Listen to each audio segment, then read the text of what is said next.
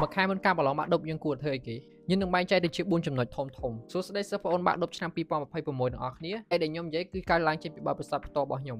ចឹងចំណុចទី1តកតងជាមួយនឹងការវិភាគខ្ញុំដឹងហើយមកដល់ពេលនេះអ្នកគ្នាប្រកាសជាមានការវិភាគផ្ទាល់ខ្លួនឯងហើយប៉ុន្តែនេះខ្ញុំគ្រាន់តែចង់ចែកម្លែកចឹងពេលព្រឹកយើងគួរធ្វើអីសម្រាប់ខ្ញុំពេលព្រឹកគឺខ្ញុំទិញមេរៀនឬក៏ទិញសំណួរណាដែលវែងឧទាហរណ៍ដូចជាសំណួរប្រវត្តិសំណួរសិលធម៌ឬក៏សំណួរភូមិសំណួរផែនដីនិយាយទៅតកតងជាមួយនឹងពពួកទិញសំណួរហើយយើងមិនមែនទិញតែមួយមុខនឹងរាល់ថ្ងៃទេឧទាហរណ៍ថ្ងៃច័ន្ទយើងទិញភូមិថ្ងៃអង្គារយើងទិញប្រវត្តិអីចឹងទៅគឺយើងឆ្លាស់គ្នារាល់ថ្ងៃប៉ុន្តែអាហ្នឹងក្នុងអំឡុងពេលព្រឹកគឺយើងទិញទៅពួកសំណួរចុះពេលថ្ងៃគេធ្វើអីសម្រាប់ខ្ញុំពេលថ្ងៃគឺខ្ញុំតែងសក្តីដោយសារប្រធានតែងសក្តីយើងគឺមានច្រើនប្រភេទ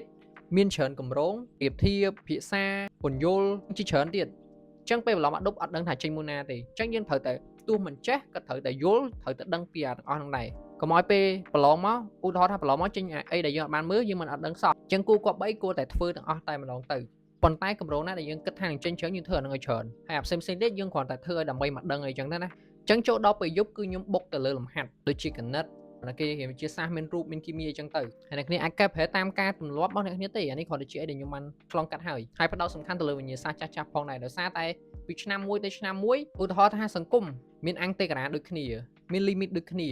ាគាត់តែគេដូរលេខដូររូបមន្តដូរអីចឹងទៅប៉ុន្តែតម្រង់មកដូចគ្នាតែមួយទេបើយើងអាចធ្វើអាពួកចាស់បានចឹងភាគរយដែលយើងអាចធ្វើពួកថ្មីមកក៏ច្រើនដូចគ្នាដែរហើយបើសិនជាយើងបានធ្វើលំហាត់ពួកវិញ្ញាសាចាស់ណាពេលប្រឡងយើងនឹងមានអារម្មណ៍ថាយើងធ្លាប់បានធ្វើវាហើយយើងអត់សូវភ័យទេហើយចុងកាលអាចចេញលំហាត់ដែលធ្លាប់ចេញពីឆ្នាំមុនមកគាត់គេដូរលេខដូរអីយើងធ្វើតាមរូបមន្តរបស់យើងដែលធ្លាប់ធ្វើមកវាមិនល្អវាមិនជួយយើងណែនាំគ្នាអូខេចូលដល់ចំណុចទី2ធំគឺការកែប្រែចេញជា3ទៀតអាហារការគេងជាមួយនឹងទម្លាប់តើតងជាមួយនឹងអាហារបើសិនជាមួយខែទៀតយើងប្រឡងអ្នកគ្នាគប្បីកុំញ៉ាំអាហារពួកជូរពួកហឹលនិយាយទៅអាហារណាដែលប៉ះពាល់ដល់សុខភាពយើងធ្វើឲ្យយើងឈឺអញ្ចឹងណាអាហ្នឹងអ្នកគ្នាបើអាចផ្អាកសិនទៅព្រោះយើងមិនអាចមើលឃើញរឿងខាងមុខទេចំណុចមួយទៀតតើតងជាមួយនឹងការគេងអាហ្នឹងចង់និយាយទៅលើការដាច់យប់អ្នកគ្នាខ្ញុំដឹងថាអ្នកគ្នាខំអីរៀនដាច់យប់រាល់ថ្ងៃប៉ុន្តែអ្នកគ្នាដែរគិតអត់បើសិនជាយើងរៀនខ្លាំងពេកគ្រូខ្មែរយើងអត់បានសម្រាកទេអញ្ចឹងធ្វើឲ្យមិនស្អែកឡើងយើងងើបមកអត់សូវមានកម្លាំងការទិញមេរៀនក៏បានល្អអញ្ចឹងបើសិនជាយើងទិញឧទាហរណ៍ថាត្រឹមម៉ោង10ល្អបំផុតតោះមកយើងចូលគេងទៅពេលចូលគេងគ្រូខ្មែរយើងសម្រាកគ្រូខ្មែរយើងសម្រាកស្អែកឡើងយើងងើបមកទាំងមានកម្លាំងដើម្បីទិញដើម្បីមើលមេរៀនមកដល់យើងអត់ចឹងទេយើងលាងមើលដល់ម៉ោង11ម៉ោង12ម៉ោង1ដល់អញ្ចឹងគ្រូខ្មែរយើងអត់បានសម្រាកទេគ្នាក៏ត្រូវការសម្រាកខ្លះដែរអញ្ចឹងពីខ្ញុំទៅម៉ោង10យប់ហ្នឹងល្អបំផុតហើយដល់ម៉ោងយើងត្រូវគេងហើយចំណុចមួយទៀតគឺទម្លាប់មិនល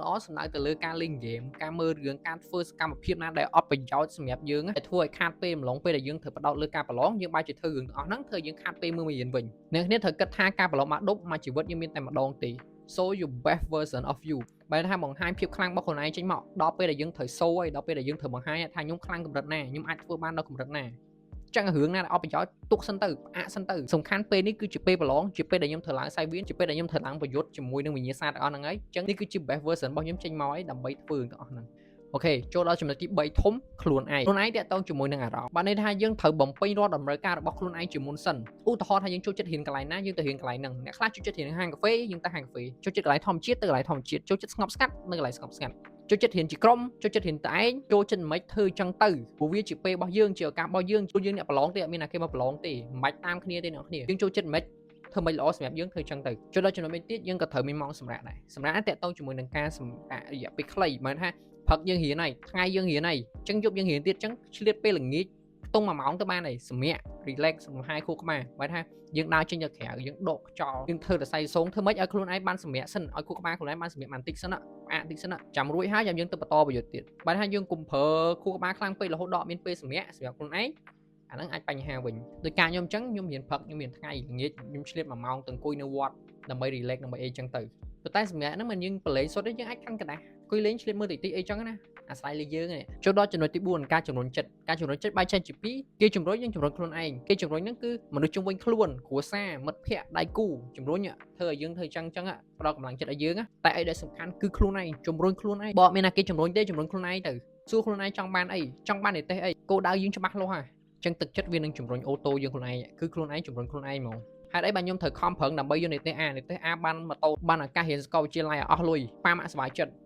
ស៊ីអានឹងជាការជំរុញខ្លួនឯងផ្នែកកំណត់យើងបានគិតជាប់ហើយតែយើងត្រូវធ្វើចឹងហើយអីជាគោលដៅរបស់យើងនៅពេលដែលយើងមានគោលដៅហើយវានឹងជំរុញអូតូហើយចឹងវីដេអូនឹងមានប៉ុណ្្នឹងទេវីដេអូនឹងអាចនឹងវែងចឹងសង្ឃឹមនឹងអាចជួយអ្នកគ្នាបានខ្លះដែរជាមួយខ្ញុំនៅវីដេអូក្រោយ